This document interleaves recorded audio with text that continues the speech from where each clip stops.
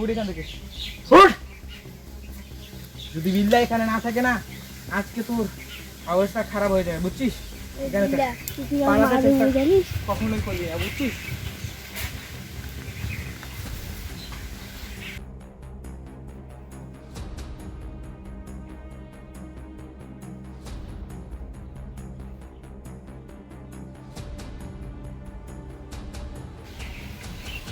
বিল্লা তুমি এখানে?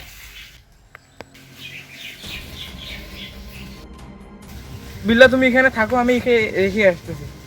থাকো, কোথায় আছে তোমার সাথে?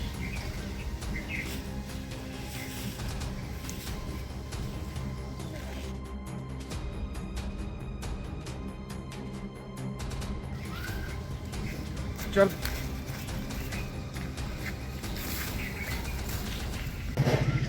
চল, তোর তো ফাঁসি হবে। কিন্তু তোকে দুর্গ খুন করেছিল, খুন করেনি? হ্যাঁ খুন করেনি? বল তুই বেশি গেলি ভেবে। আমি এটা খুব সহজে বলবো না। এটা যদি তুইও না বলিস তাহলে তোর বাবাকে বলতে হবে। এখন এটা তুই যে বলবি না, না না বলবি না, বলবি না তাই না? বলবি না, বলবি না। এদিকে আয়, এদিকে আয়। এসব ঘটনা যদি জানতে চাস 50 কোটি টাকা লাগবে, 50 কোটি।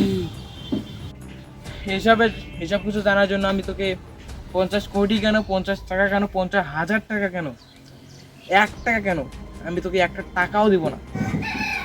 এই জন্য যদি তুই না বলিস তাহলে আমি অন্য কোনো ব্যবস্থা নিব। তুই তো থাপ্পড় খাওয়ার পরে তো শিক্ষা হয়নি। আমার মুখ কি একটা কথাও বের করতে পারবি না? পারবো না, পারবো না, পারবো না, এই কথাটা বলিস না। আমার কাছে বড় বড় সন্ত্রাসবাদীরা হার মেনেছে, আর তুই কোথাকার টোকাই এসেছিস।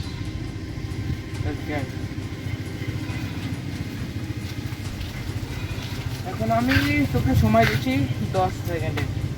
তার মধ্যে যদি না বলিস তাহলে হয়তো তুই অজ্ঞান হয়ে যাবি, নয়তো মাথা ফেটে যাবে। 1 2 3 4 5 6 7 8 9 10। এখনো পর্যন্ত বলিস নাই, তার মানে বোঝা গেছে যে তুই এখনো পর্যন্ত বলবি না। ইচ্ছে তো করছে খাটটা এইভাবে মটকে দেয়, কিন্তু আইনের কাছে আমার হাতটা বাধা পড়ে গেছে। এখনো পর্যন্ত বললে বল, না হলে মাথাটা এখানে ফাটিয়ে দেবো। বলবি?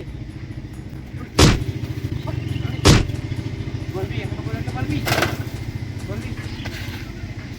আমার দাঁড়া দাঁড়া দাঁড়া দাঁড়া, বলছি। আমার বলছে দাঁড়া দাঁড়া, এইভাবে বলতে বলতেছি ভাবো।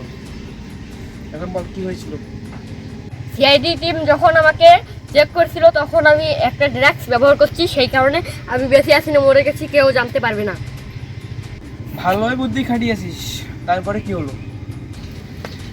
তারপরে আমি নিজের সাথে কাজ করা শুরু করছি।